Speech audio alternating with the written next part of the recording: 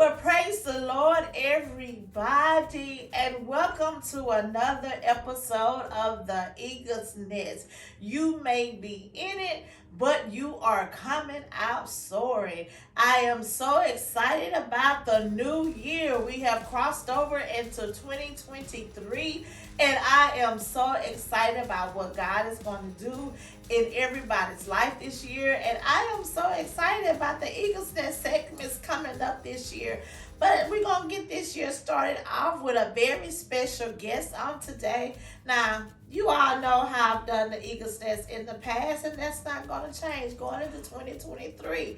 I don't introduce my guests, but I let my guests introduce themselves in their very own special way. Now, I know who Dr. Kimberly Bolden is, but some may not know, and some may know. So I'm going to give her this opportunity right now to introduce herself to the audience in her own special way. So, Dr. Bolden, will you let the people know who you are on today? Surely I will. Well, hello, everyone. I am Minister Dr. Kimberly Bolden. I am the baby sister of Elder Sylvia Yates. And I just thank God for this opportunity to be here with you all today. Now, she just told you that she's my baby sister and she's happy here to be here today. But Dr. Bolden, would you let the people know a little bit more about yourself? Now, like I said, I can go on and on about my guests, and I don't even know why when they come to the Eagles Nest, they're so shy about telling you who they are. But Dr. Kimberly Bolden, now there's a little bit more to you than just being my baby sister. One, you are a minister. Two, you are a mother. 3, you are an author. 4, you are an entrepreneur. And the list can go on and on. So let the people let them know a little bit more about who you are. Well, since you so that way they can understand your story. Well, since you put it that way. Yes. I am a wife. I am a mother. And as she stated, I am a minister. I am an author. I am a national certified pharmacy technician. I am a medical lab technician. I am also a certified coach, life coach. I am a board certified Christian counselor. And I am a notary public, which I have K. Bolden Notary Service, LLC. And I am the founder and CEO of Courageous Empowering Faith Ministry, in which I will be relaunching my book club, Courageous Empowering Faith Book Club, on this Saturday coming up. Now, see, there was a little bit more to her than she wanted to tell everyone.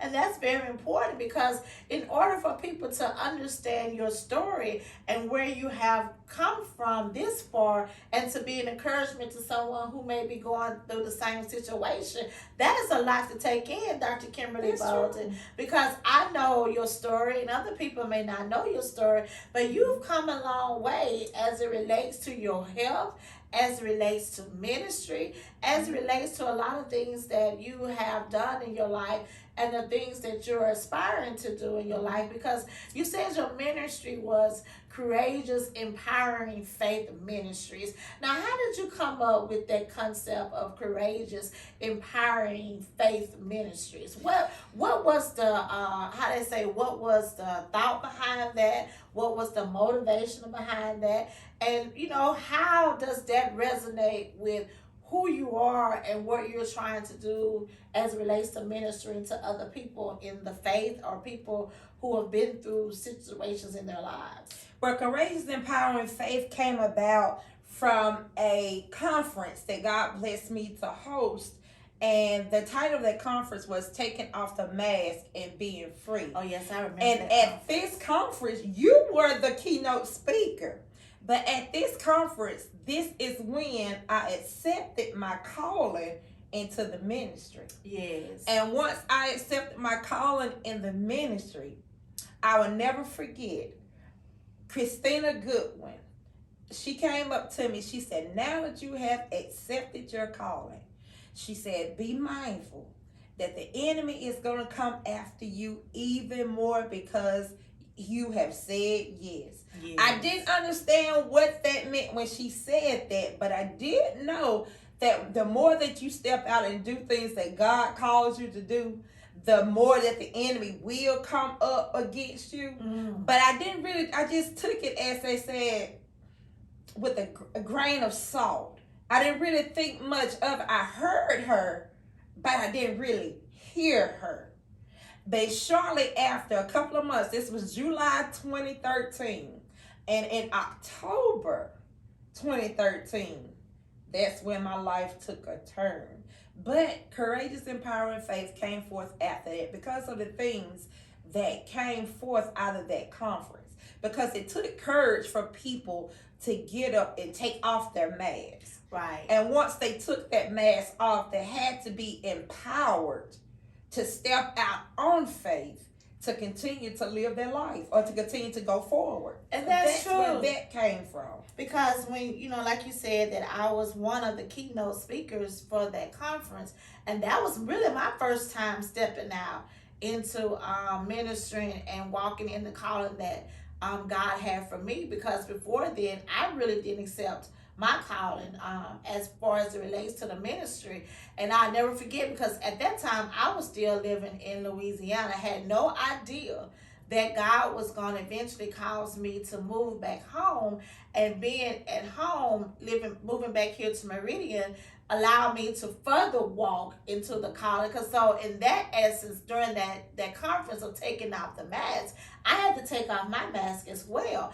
And a lot of times, since you mentioned the mask, a lot of people, we walk around with this, these masks on. We walk around with the facade that, everything is okay. Yes. We're doing okay. And I made an analogy in the conference of how we're leaking. Yes. How, I had this jug and I punched a hole in it. But no one could see the hole in the jug.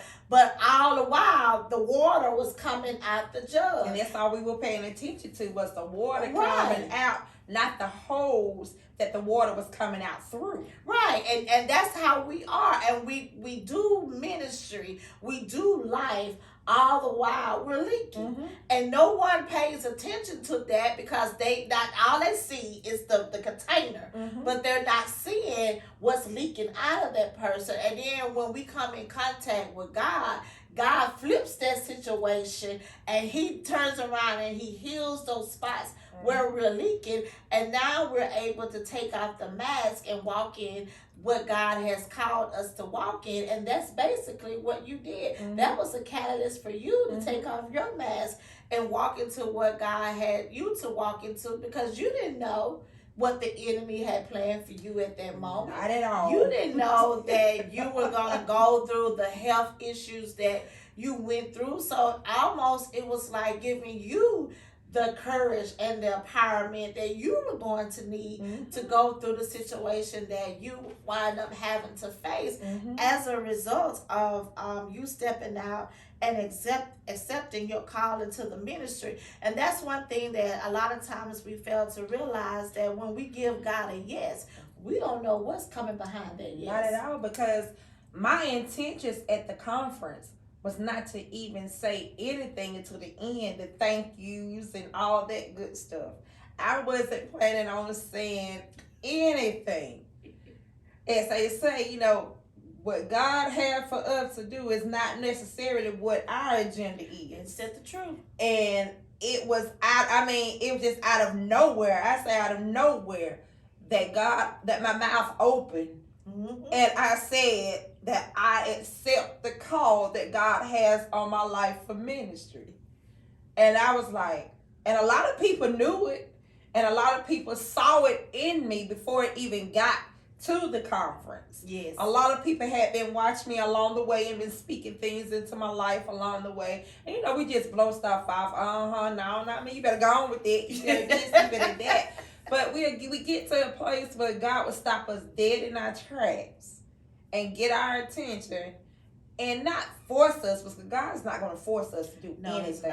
No, he's not. But he would nudge. It would be a nudge, and that we can't no longer just shake off, or we can no longer ignore, that we have to acknowledge it or and accept it and receive it and do the things that God has called us to do. And that sometimes is the thing that I think a lot of times when we're in ministry is when God starts calling us. A lot of times we feel like we're inadequate, or we feel like, is God really calling me, or is this really God, encouraging me, or putting me in the position to do this. But one thing that you just said that I think a lot of people need to kind of get a grasp on and an understanding of, that when God gets ready to call you or to have you to step out in ministry, he starts placing people around you that can speak into you, because a lot of times we don't see or we don't know that God has a calling on our lives, and it takes sometimes people who are around us to see the calling and for us to be able to walk in it, or for us to be able to accept it, because God confirms things sometimes to other people. And through that confirmation, we're able to say, okay, this is God speaking to me, this is God telling me to step out, because he's already in so many ways shown you. But sometimes it takes that confirmation coming from someone to say, okay, yeah, this is what God says. So what I know you said that Sister Christina Goodwin spoken to you, but I'm quite sure there was other situations in your life that kind of gave you an inkling that God was about to do something in your life that you didn't even that you probably couldn't even fathom. It was something that was probably gnawing on the inside of you that was causing you to see things differently. Or well, of course, I mean, like I said, that day and that very moment when I accepted the call that God had on my life, something changed within me. Yes. I was no longer the person that I was a few seconds before I accepted that calling. Yes. And it wasn't that, nothing else was spoken to me or anything like that. That is the one thing that stuck with me. Okay. When she said that one thing stuck with me. But as the days went on, I mean, it wasn't life as usual. I mean, when you first come into the knowledge of God and you have that zeal for God, that zest for God, you're all about prayer, reading your Bible and doing all this good stuff and everything, and not doing a lot of things that you used to do and things of that nature. I mean, nothing drastically changed for me right after that calling, but it was months later. Yeah. When I ran into the train wreck. I say train wreck, but it probably, but now that I look back, it wasn't a train wreck, because God shapes us and molds us in different ways, and he allows us to go through things in order to be a help and a blessing to other people. Right. It's not necessarily something that happened that was for me. Right. Because the thing that happened and came upon me, no one in my family has it. It's not a genetic disorder. It's nothing I inherited from my parents. No one in my family that I'm aware of has ever had anything like this happen to them or been diagnosed with this that I'm aware of. Yeah, that's true. And that's the crazy thing about it. But it's your, it's your journey. It was my journey. And then that's the thing that I like to listen to T.D. Jakes, and he said in one of his messages, sometimes we have detours on the road to destiny, and you just had a little detour on the road to destiny. But even in the detour, there are a lot of things that God has encouraged you in. There's a lot of things that God has built you up in. There's a lot of things that you have grown in the process of even having to have the detour on the way to doing and fulfilling the purpose that God has for you. Sure, he could have took you another way, but do you think that anything would have been another journey or another went down another street or went down another road, that it would have helped you to go in the direction that you're in now? Because sometimes we think, if I had done it this way, or I had done it this way, or this right here would have happened, then I would have been doing something that's different. But we all know that our journeys are tailor-made for us. And so, since knowing that it's tailor-made for us, even though no one in the family that we know of has the condition that you have, this was your tailor-made journey. I would say. This was your tailor-made journey. I would very much say, and in the journey that we're talking about, and the thing, the obstacle, the detour, or whatever it is, you want to call it, what we're talking about, I don't believe that I would be where I am had that not happened. Mm-hmm. I don't think so. Or I may be where I am, but not as far, if that makes sense. It makes sense. When it comes to one part of where I am. It makes sense. And the thing that we're talking about, the condition or the roadblock that came upon me, is a condition called narcolepsy with cataplexy. Right. And everybody is familiar with the narcolepsy part, because the narcolepsy is the part where you just fall asleep. Whenever you say because whenever I tell people I have narcolepsy with cataplexy, they all okay, you just have narcolepsy. They'll never mention the cataplexy part. The other part, because the cataplexy part is a very rare part that people have that have narcolepsy. Like I said, the narcolepsy part is the part where you just fall asleep. You're just sitting, sleeping. Sometimes people may think you're having a seizure, but you're not having a seizure. You're actually asleep, wide awake. As I say, let's say dead man walking. No, he's not dead man. I'm awoke. I'm awake, but I'm asleep.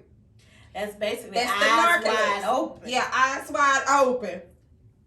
And that's the narcolepsy part. But the cataplexy part is the part where I have no control over.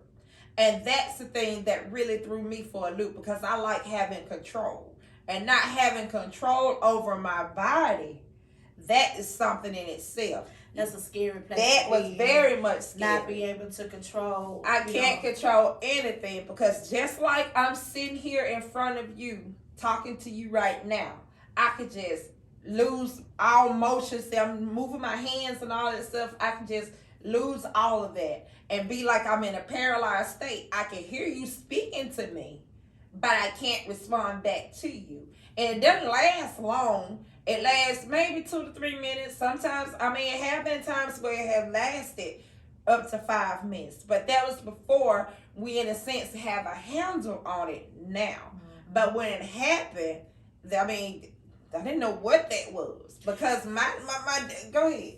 Oh, I wasn't finna say nothing, but I wasn't finna say nothing, but then I am gonna say something, because I don't want her to go to sleep and have an episode right here, because I don't know what to do when she has one of those episodes. All I'm gonna be able to do is just stop the camera or let you see her go through the episode, because I don't want to experience the episode. We joke about it now that we understand. Yes, but before, those were some very scary situations where she would just go out and we just look at her like, okay, what do we do? And so to be in a place where we seeing you overcoming that, and then rebuilding your life back around it, because that was a process, because you had to come off of work, because the simple fact of the matter is you never knew when you was going to have an episode, and so that was a scary place to be in, driving or doing anything. That was a scary place to be in. Like you said, that control, we are people who like to have control. If truth be told, we are people who like to have control, and not being able to control your faculties, not being able to control what you're doing. I can only imagine how scary that could be, because I like to be in control of things, and it's not even got nothing to do with my body, but not having control. It was strange though, because I got up, the Lord woke me up just like any other morning. Got up, fixing breakfast for my husband to go to work, get my son ready for school, get myself ready to go to work, head out to work, get to work, find out what I got to do for the day and all that good stuff. In the midst of sticking a patient, I don't even know if I felt any type of way. All I remember is sticking a patient, turning around, and that was it. I still had the blood in my hand after I stuck the patient and everything. And that was it. And next thing I know, when I came to, I was on the floor and everybody was leaning over me. Wow. And we get to the hospital. They ran tests and everything, blood work, x-rays, all that good stuff. Everything came back normal. And then a couple of days later, they scheduled me for a sleep study to do, see if it had to do anything with sleep apnea or anything like that. And come to find out that it was narcolepsy with cataplexy. Then we started on regimens of medications to see what would work, try to get things to work. And in the midst, the thing that pulled me off of work, because even though the doctors knew what was going on, they still didn't take me off of work. I was still going to work and still working and doing my job as a medical lab technician. Okay, I was going into a patient's room, a 1-day-old baby. Oh, wow. And because my coworkers knew that something was going on with me, they wouldn't let me go by myself. Someone would go with me. And that was a blessing in itself. I was in the middle of sticking a 1-day-old baby. And my coworker recognized that something wasn't right. And she eased in. I had the needle in the baby's arm. And she eased in and she finished up without a scene or anything causing any corruption or anything. And when I came back into the lab, I put in my 2-week notice. I took myself off of work. And then I had a battle to go through with trying to get disability and all that good stuff. But in the meantime, yes, it was something out of the ordinary, because my husband would come home, find me laying in the floor. My son would come home, find me laying in bed or laying in the floor. There were times when I drove over to our mom's house when she was living. I was behind the wheel, passed out, car in the street, car in the driveway. It's a wonder you never really got into an accident, because it like wasn't you nothing said, but the grace of you God can fall that kept asleep. me. Because I remember one time when Isaac got asleep and you tried to bring him to me at work, and you literally passed out and everybody had to run out. And it's just amazing that you were able to get the car into the parking lot. And I mean, you just sitting there and the car's still running, but thanks be to God. That's what I'm saying. Thanks be to God that God was there, because God has kept you along this path. Yes, that you have not had anything like that to happen, in the midst of the, you losing control of your faculties. And now we can look back over all of that. And even though you had that situation to happen, we can look back over it now and just see the place where God has brought you from, where God has brought you through, and then where God is taking you to.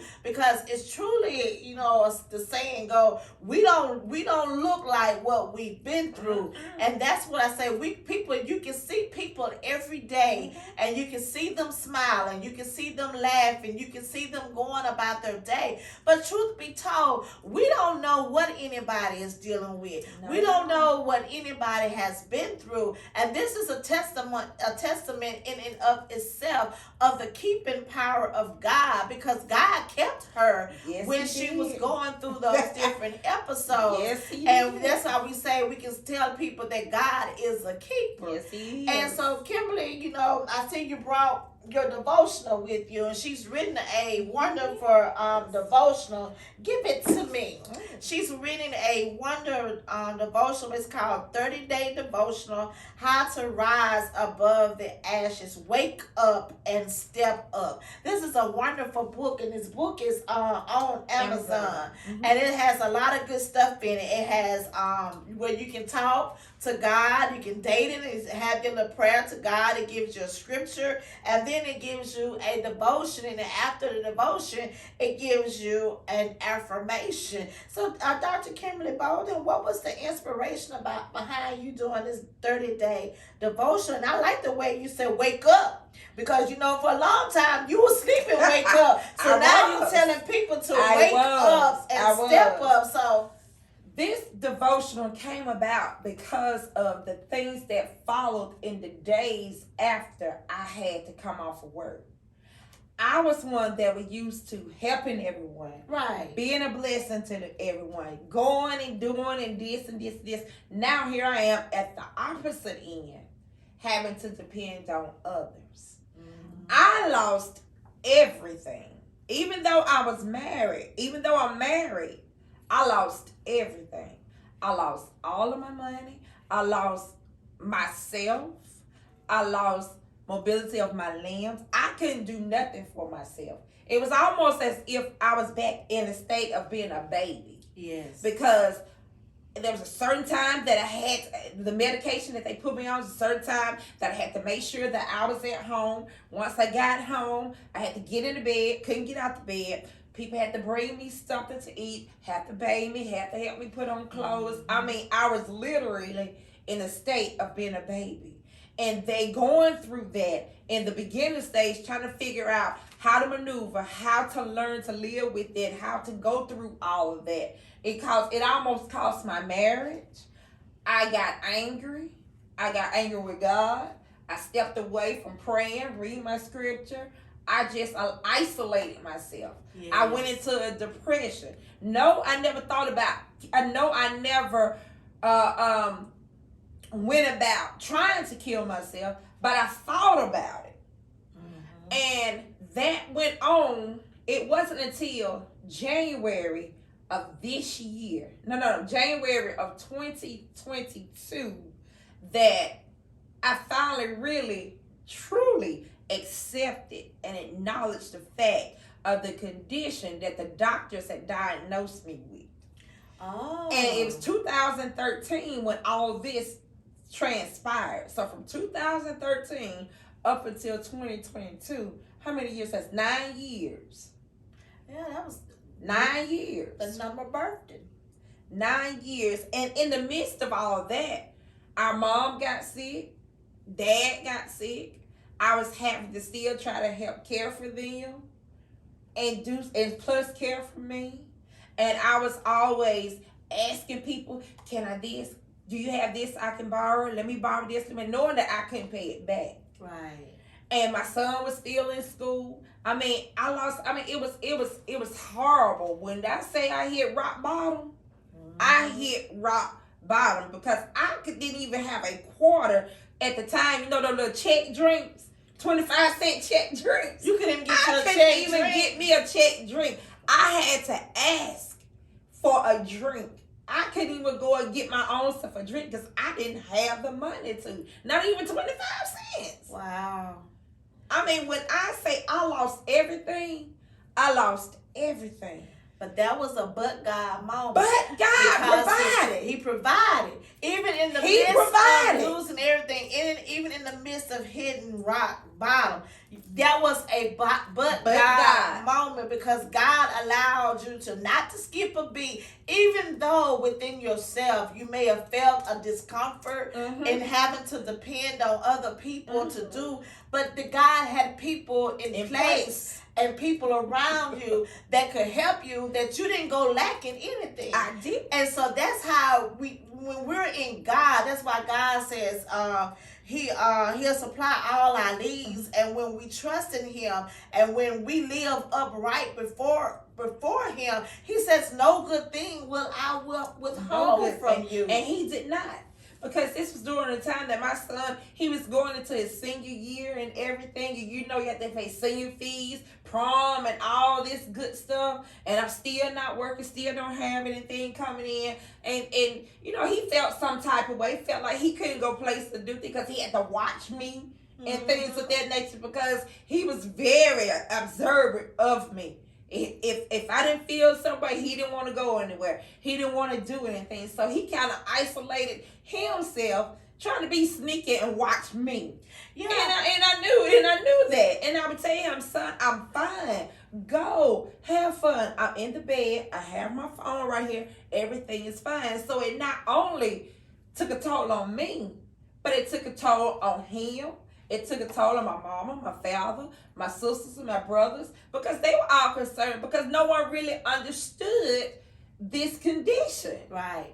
Because you never saw it before. Never saw it before. You heard about the narcolepsy. Right. Like I said, everybody knows what narcolepsy is. But nobody understands what the cataplexy is. Right. And that was a added variable in the whole situation. And that's what a lot of times that we fail to realize sometimes that even though we're going through our situation, it does not only affect you, but it affects those that are around you. A lot of times we look at it where it's just, I'm just the only person that going through this, Right. or I'm the only person that experiencing this. But a lot of times when you're going through your situations or you're going through your storm, you're not in that storm by yourself. Right. People who are connected to you, people who are close to you, people who are around you, they're going through the storm with you. And a lot of times we feel like we're alone in the situation. And I did. But truly we're not alone. And I but did. at that moment, because you're the one who's actually facing the storm, you can't really see everybody who's around you, that's doing different things for you, who's being there for you, until God kind of like opens your eyes to see. And once you get, sometimes some people don't even see until they get to the other side. But in the process of it, God truly never let us go through our trials and our tribulations by ourselves. It's just like God said in his word. He would never leave us nor forsake us. And he didn't. God showed himself each and every day through all of that I went through. And this book came about one day. I was having my moment. I was moping, having my moment. And I heard the small, still voice, because God is not loud and all around bunch just like we are when he talks to us. This small, still voice, he said, are you going to continue to wallow in those ashes, or are you going to rise above it? And he spoke just as clearly. Isaiah 60 verse 1, which is this is based on. Arise and shine, for the Spirit of the Lord has come upon you. He said, now wake up and get up. And you know, in the Bible, ashes represent a place of repentance.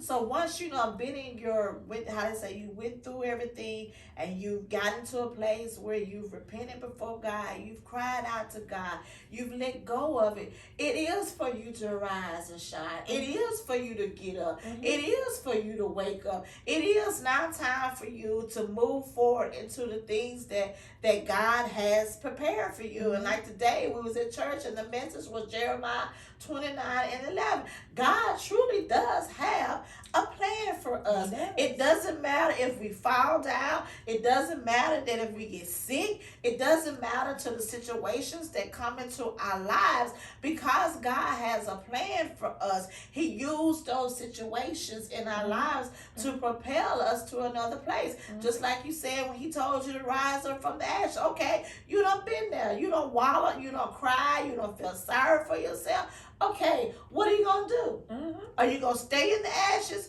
Or like you said, are you going to rise above the ashes and go and do what it is that God has called you to do? And we see and we know that you rose above the ashes and you went forth and you did what God called you to do, even in the midst of everything that you had to face, even in the midst of not having, even in the midst of it all, you rose above the ashes. And now people looking at you, they don't see no ashes. Like they say. He said he'll give you what? Beauty for the ashes. That's like they say.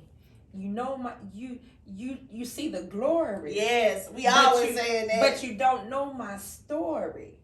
And through it all, I always wanted to get at a place where I could really learn more about God, study more about God.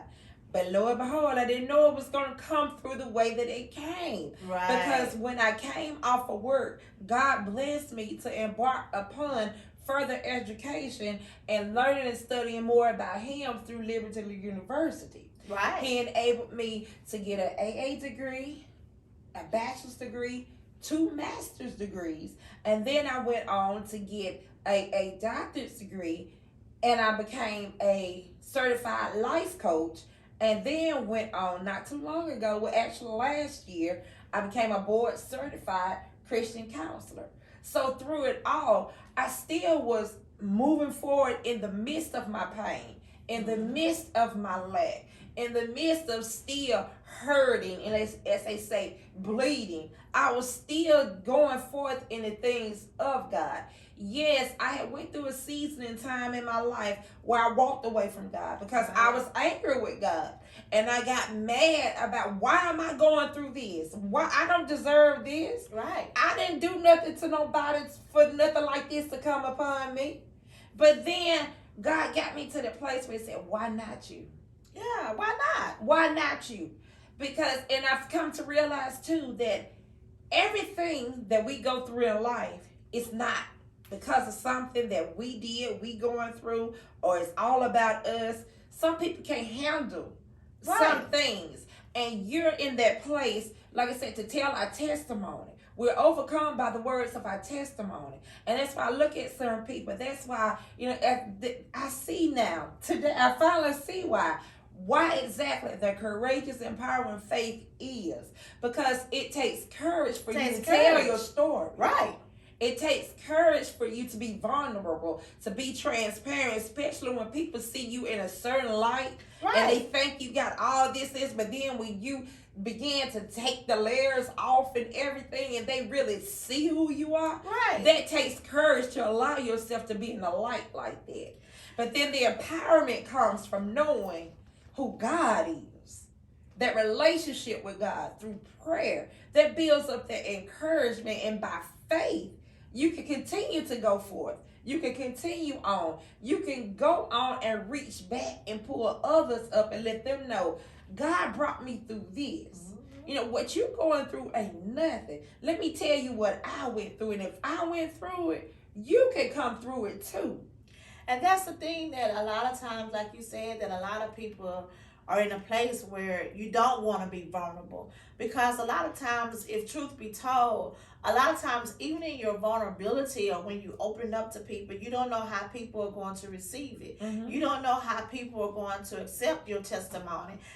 But at the same time, God has given us, like, how to say, the calling to go and to share our testimony so that it can strengthen someone, that it can empower someone, because we are examples that people, sometimes we always say that we are the only Bible sometimes people will read. And so sometimes people do come to know the Lord by looking at our lives or looking at the fact to say, okay, if she could go through that, if she overcame that, if she was able to go through that and still be in a place where she loved the Lord, even though you had a moment where you was angry with God, that's natural. That's a natural emotion that we have, and God gave us our emotions. But the thing about it is, you just stay in that place. No. You allowed yourself to express what your feelings. You allowed yourself to express your emotions, because God can deal with us expressing our emotions. But at the end of the day, when we get through expressing our emotions, then we get up and we continue to move forward and to do what it is that God has called us to do. And that speaks to the testament of who God is. God lovingly draws us back to Him, because when we have our moments, we lose our way or we lose focus of who God is.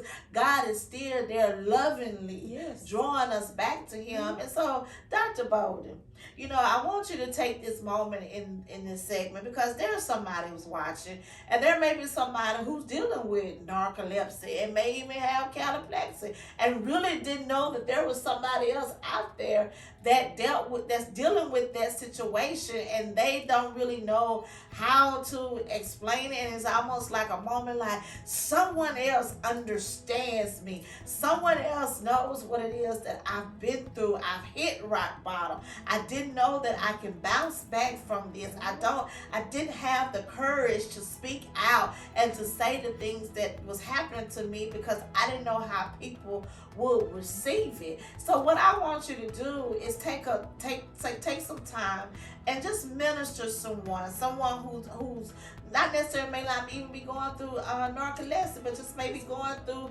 some type of disability where they feel like, I don't know how I'm going to rise above this. I don't know how I'm going to wake up. I don't know how I'm going to step up. I don't know how I'm going to get to the other side of this and walk and fulfill what God has called me to do. How do I take off my mask? How do I feel that empowerment? So just take some time and just minister to someone who's listening today or who will come back later and watch the segment. The first thing is that it is true. Your disability does not define who you are. Yes, it will cause limitations. Yes, it will cause setbacks, but it does not define who you are. You define who you are. God created each and every one of us in his image. He specifically designed us. We are designers original. The scripture tells us that the joy of the Lord is our strength. It's okay to get angry with God. It's okay to feel the way you feel, but don't wallow in it. Get up. Get up, because you're still living. Each day that God allows you to open your eyes the next day, that's another day that he has kept you here. And that's another day that you have to be able to do whatever it is that you want to do. I'm one that likes to be in the background. It's kind of uncomfortable for me to be right here now speaking to you. Speaking to you.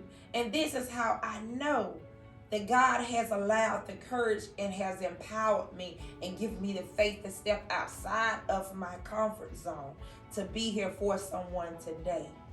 Because everything is not about us. Yes, we hurt. Yes, we cry.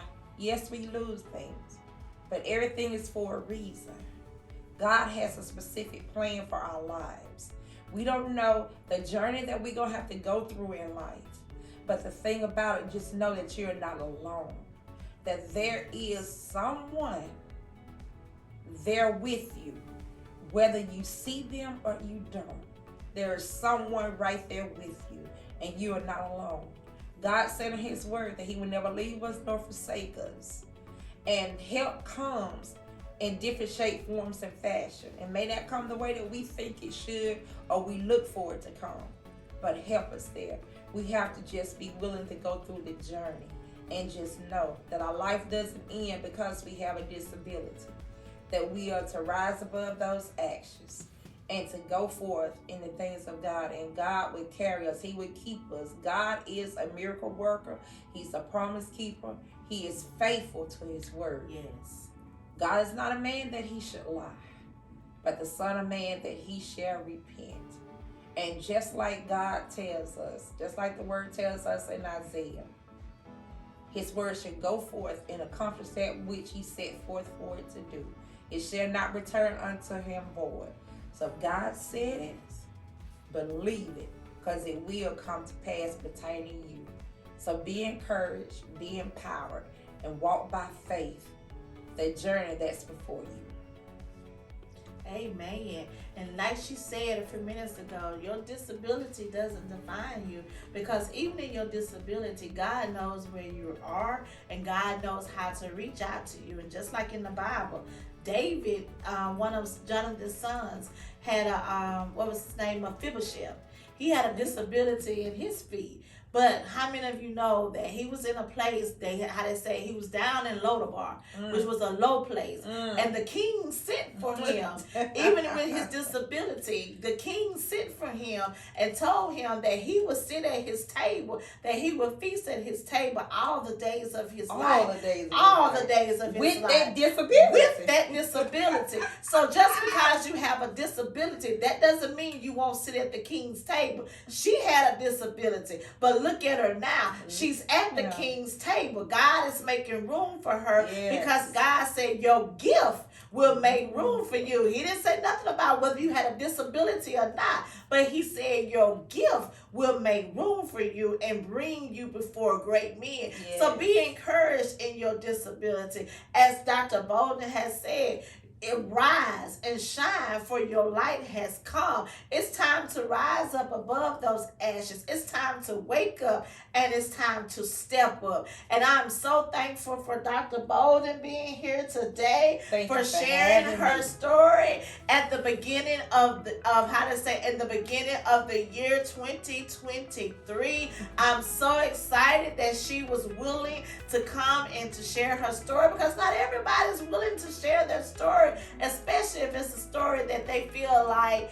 I'm not going to say that she felt any type of way about not sharing her story, but people's stories are personal to them. People's stories are something that they hold dear. And for her to come to share her journey with you, I appreciate that. And I'm looking forward to everything that God has for you to embark upon in your life, in your ministry, going forth, encouraging people, empowering people to know that they can still fulfill every plan, every purpose that God has for them. Because just like the slogan says for the Eagle's Nest, you may be in it, but you're coming out soaring. So until the next time, this is Elder Sylvia Yates and Dr. Kimberly Bolden, and we're saying bye-bye. Because I got to talk to her about this paparazzi that she got on today. That green is popping. So until the next time, we'll talk to y'all later. Now, where did you get that necklace from? Because you know I have to have that paparazzi. Oh, it looks wonderful. From Jag Jewelry.